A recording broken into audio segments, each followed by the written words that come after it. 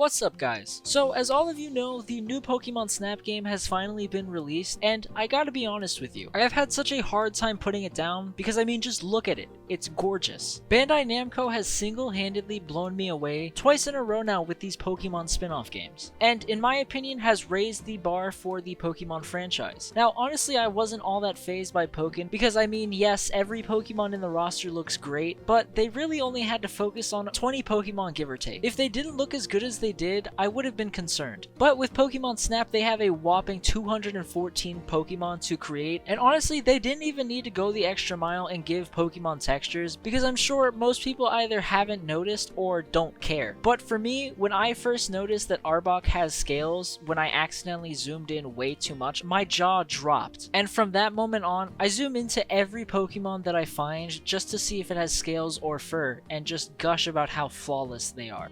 I mean honestly, Pokemon Snap feels more like a labor of love than anything Game Freak has put out in the last couple of years. I mean, this is exactly what I was expecting from Sword and Shield. Beautiful Pokemon renders, gorgeous backgrounds, water that doesn't look like it's been polluted, Pokemon interacting with one another and even their environments, and the list goes on. And one of the biggest surprises to me is that they brought back Todd. I mean honestly, they didn't have to do that whatsoever. And Game Freak couldn't have even been bothered to make a render of any previous Pokemon champion in the Isle of Armor DLC. So my expectations of any returning character in any game going forward were more or less non-existent. And my point is that Bandai cared enough to bring back Todd to play a role as a supporting character throughout the entire game. And Game Freak couldn't have even been bothered to make a single render of just one champion as a very simple attempt to try to boost public opinion of Sword and Shield. I mean, it didn't even need to be Cynthia. It could have been Iris, Steven, Red, the list goes on. I'm sure anybody would be happy and excited to see a returning champion for even just as little as that one battle. And don't get me wrong, I'm not making this video to completely bash Game Freak. I genuinely hope that Game Freak takes this as a challenge. If you've been watching my channel for a very long time, you'd know that I am a huge fan of the realistic graphics that the Pokemon franchise is going towards. And though Sword and Shield has a lot of flaws, I like the direction that they are taking. And I am very excited to see what Legends looks like as a finished product. I just think that Game Freak should see Pokemon Snap and say, oh shit, all of these renders are absolutely insane. We need to step our game up. Because honestly, though I made a video about Pokemon Snap when we first got news on it, I honestly didn't think I'd love it as much as I do. Nor did I think that I'd enjoy it nearly as much as I am. And at this point, Bandai Namco's Pokemon titles are creeping up on becoming the games that I am far more excited to see than whatever Game Freak does. And I'm not saying that I want them to replace Game Freak, though I do believe that Game Freak needs a break. I honestly just don't want Bandai Namco to be handed everyone's favorite RPG series. I already get my fill of gorgeous RPGs from Octopath Traveler and any new game that comes out that is inspired by them. I want to see Bandai continue to make these absolutely gorgeous niche games. Though I would absolutely love to see Gen 9 look like Pokemon Snap, I feel like it would be wasted potential, and I'm not saying that as a bad thing. These spin-offs that are being made are what continue to revitalize this franchise in my opinion. And they also prove to people who aren't necessarily Pokemon fans that this isn't just some stupid kids game. It's something that everybody of all ages can enjoy, which is what I love so much about this franchise. There's always something for everyone. I've seen nothing but pictures of Pokemon all over any given social media, and these posts are from Pokemon fans and people who couldn't care less about Pokemon. I honestly really do hope that they continue to knock it out of the park in whatever they make next. And I honestly hope that Bandai Namco motivates Game Freak to stop with all of its mediocrity. Because let's be honest, with Pokemon being a multi-billion-dollar franchise, there is absolutely no reason why all of the Pokemon in the mainline games shouldn't look like this. But I'm hopeful for the future, because if Pokemon Snap makes Game Freak innovate for every 3D sprite, then maybe they can influence people who have never been a fan of these models to at least appreciate their efforts. Not to mention, I would really appreciate if they took another look at Typhlosion and changed it up a little bit, just saying. But if those same people continue to dislike it, then there is really no harm in updating the models that have remained pretty much unchanged since they were introduced 8 years ago.